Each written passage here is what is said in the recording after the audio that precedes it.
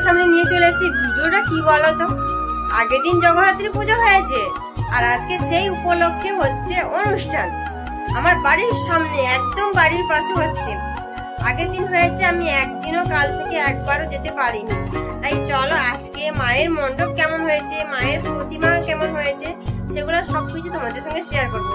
চলো সেখানে অনুষ্ঠানও দেখবো, তোমাদেরকেও দেখাবো। চলো ওইখানে গিয়ে তোমাদের সঙ্গে আবার কথা হচ্ছে। হ্যাঁ, আমি চলে আইতাছি গো, চলে আইতাছি।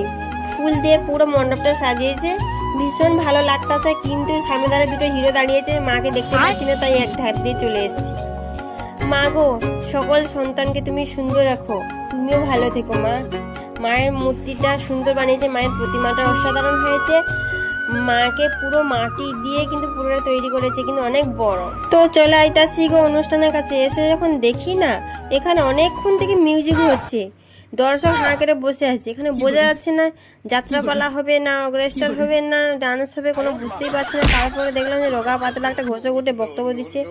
ও আচ্ছা, এবার বুঝতে পারছি, ডান্সের একটা মেয়ে উঠছে গো। এটা যে কোনো যাত্রাপালা হবে না, যাত্রাপালার পোশাক তো আলাদা হয়, ডান্সের পোশাক পরে বসছে। দেখো তোমরা, ডান্সটা তো আমি দেখছি। আর সামনে ধরে একটা দিদি বসে আছে, আমি ক্যামেরা করছি, ঘুরে তাকাচ্ছে, ভাবছে কে কি করছে। এরা এরকম প্রথমে ডান্স করছে, তারপরে শেষের দিকে ফাটিয়ে দেবে। তাই ডান্স হলে তো এত মানুষের ভিড় না। এবার সারা এই যে পুজো যারা যারা করছে, এত পরিশ্রম করেছে, তাদেরকে বরণ করে নিচ্ছে এই ডান্সার দিদিরা।